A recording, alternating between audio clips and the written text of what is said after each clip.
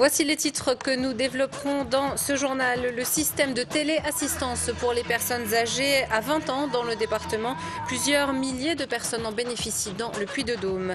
Les risques d'intoxication au monoxyde de carbone augmentent avec l'arrivée de l'hiver. Le rappel des règles de prudence. Et puis un déplacement à La Rochelle après-demain pour l'ASM Clermont-Auvergne en espérant que ce match ne soit pas à l'image des autres rencontres à l'extérieur.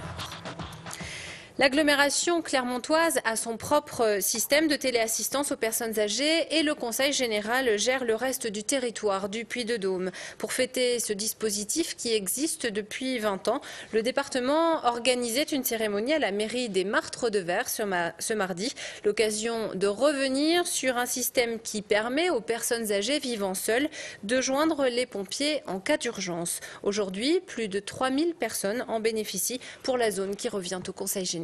Explication Romain Duchy. Ce drôle de pendentif, Bernadette le garde sur elle toute la journée. Il fait partie de son dispositif de téléassistance, relié au téléphone. En cas de souci, elle n'a qu'un seul geste à faire. Si j'ai un problème, si je tombe quelque part, il faut que j'appuie sur le petit point rouge. Bernadette vit seule dans une maison de 3 étages au Martres de Verre. C'est après la mort de son mari, il y a quelques années, qu'elle a décidé de s'équiper en téléassistance. L'appareil lui coûte un peu plus de 30 € par mois. Je peux me déplacer relativement facilement pour le moment, mais j'ai peur de tomber dans l'escalier. Et donc, moi, qui suis seule, j'ai décidé de prendre la télé à l'arme. Ça me rassure vraiment. Tous les appels d'urgence atterrissent ici, au centre de traitement d'alerte du CODIS à Clermont. Une vingtaine d'opérateurs se relaient toute la journée pour répondre au téléphone et pour gérer l'urgence. Nous prenons contact avec l'abonné afin de savoir s'il s'agit d'une fausse alerte ou d'un réel besoin. Si la personne répond et elle nous précise qu'elle a besoin de nous, ou bien si elle ne répond pas, nous engageons une équipe et nous contactons simultanément, si la famille est à proximité, la famille. Cela fait 20 ans que le Conseil général du Puy-de-Dôme finance la téléassistance en partenariat avec les communes. Au total, 3100 abonnés utilisent ce service sur le département, hors agglomération clermontoise. Ce dispositif marche 24 heures sur 24 et tous les jours de l'année. Donc ça fait partie des options que nous avons choisies pour faciliter le maintien à domicile des personnes âgées. Grâce à ce système de téléassistance, l'an dernier, les sapeurs-pompiers ont pu intervenir près de 400 fois pour secourir des personnes âgées. Une vingtaine d'interventions par les pompiers en 2009 dans le Puy-de-Dôme, dont une douzaine d'intoxications graves. Le monoxyde de carbone est un gaz inodore et incolore, très dangereux, dont les risques augmentent avec l'arrivée de l'hiver. Des problèmes liés à la ventilation ou à l'entretien du matériel de chauffage. Si le département n'a aucun décès à déplorer depuis 2 ans à cause de ce gaz, une centaine de personnes meurent chaque année en France. Reportage Ariane Monfray et Stéphanie Delanne. Dans cette maison de Moza, la chaudière au fioul a été changée ce matin pour un modèle au gaz. Un appareil puissant qui assure le chauffage des locaux et la fourniture en eau chaude. Et aucun risque d'intoxication au monoxyde de carbone. C'est un matériel nouvelle génération qui fonctionne selon un principe assez simple. C'est de reprendre l'air à l'extérieur et de recracher les fumées sans passer par un conduit. Comme ça, on est dans une chaudière à corps étanche, donc on ne peut pas avoir d'émanation qui puisse ressortir de la chaudière. Le problème du monoxyde de carbone, c'est qu'il n'a ni odeur, ni goût, ni couleur. Difficile donc de le détecter avant les premiers symptômes, maux de tête et nausées. Mieux vaut donc prévenir et quelques règles simples à suivre suffisent à éviter toute intoxication. Ne pas fermer les ventilations que l'on peut avoir dans les locaux, de manière à toujours ventiler.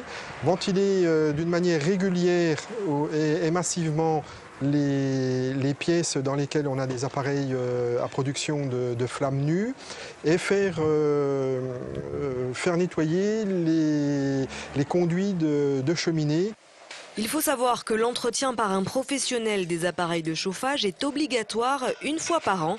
Par ailleurs, il existe dans le commerce des détecteurs individuels de monoxyde de carbone. Un dernier succès avant la trêve internationale serait le bienvenu pour l'ASM Clermont-Auvergne. Jeudi, les rugbymen clermontois se déplacent à La Rochelle lors de la 12e journée du top 14. Déjà battus 5 fois à l'extérieur cette saison en championnat, les hommes de Verne-Cotter espèrent cette fois ne pas revenir bredouille. Martial de Lecluse. En 11 journées de championnat, l'ASM ne s'est imposé qu'une seule fois cette saison. C'était le 20 août dernier à Bourgoin, autant dire une éternité. Jeudi à La Rochelle, Loïc Jacquet et ses camarades voudront à tout prix faire fructifier le succès décroché samedi à domicile face au Stade Français. Si on ne gagne pas La Rochelle, ça aurait été un coup d'épée dans l'eau, un match où on aura fait plaisir au public, à nous. Et puis si on va perdre à La Rochelle, ça aura servi un petit peu à rien parce que tous les efforts qu'on aura fait là, il faut les concrétiser en allant gagner à La Rochelle. Je pense être au-dessus, que nous sommes au-dessus d'eux au niveau du jeu, mais si on n'a pas l'envie, si on ne met pas les bons ingrédients, on ne pourra pas gagner là-bas.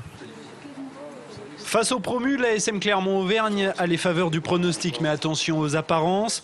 En 5 rencontres disputées à domicile cette saison, La Rochelle l'a emporté à 3 reprises et le Pack Rochelet possède des arguments susceptibles de faire trembler l'adversaire. En mêlée, ils ont mis quelques secoués, notamment à Perpignan, à Brive aussi en fin de match. Donc il ne faut vraiment pas se faire surprendre parce qu'ils basent tout leur jeu là-dessus en fait. Si leur conquête marche, après tout le reste avance aussi et c'est une équipe qui est dur à manœuvrer. Et dans un championnat très disputé cette saison, les Clermontois seraient bien inspirés de ne pas trébucher en terre rochelaise, histoire de ne pas entendre parler du pays après leurs 10 jours de vacances. Cinéma, le dernier film de Bertrand Tavernier, La princesse de Montpensier avec Mélanie Thierry, dans le rôle-titre, a été tourné en Auvergne et sort demain sur les écrans. Nous avions rencontré le réalisateur il y a quelques semaines lors de la présentation du film en avant-première. Valérie Guinard. Non, c'est folie. Aucune folie, puisque nous nous sommes donnés l'un à l'autre depuis toujours. Vos sentiments pour Henri de Guy sont trop éclatants, maîtrisez-les. Épousez Montpensier.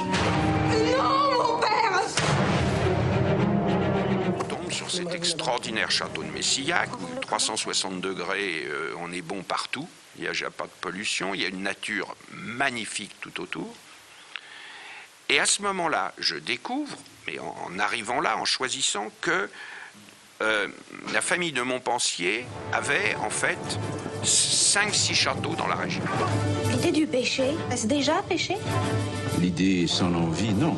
Et l'idée avec l'envie? J'étais ému déjà dans la nouvelle et puis aussi ce qu'on en a fait. Il y a une phrase de Madame Lafayette qui disait « Tous les protagonistes de cette histoire étaient extrêmement jeunes ». En plus, c'est la réalité historique. Philippe de Montpensier devait avoir 20 ans, 19 ans, 20 ans. C'est quelqu'un qui n'a aucun apprentissage des sentiments et de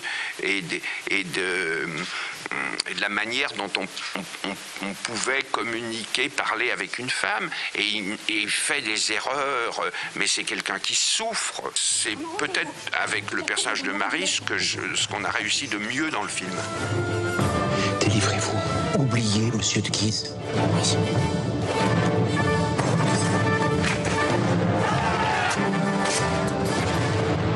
Je crains pour vous, madame. Ne vous trompez pas d'étoile.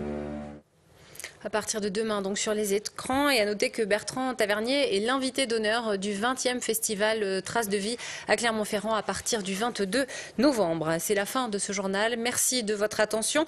Dans un instant, la rubrique culture, l'invité de la rédaction qui est ce soir Muriel Lepage, la directrice de l'école supérieure d'art de Clermont Métropole, et la météo. Avant cela, à tout de suite. Toute l'actu locale est aussi en ligne. Retrouvez votre JT sur clermontpremière.com.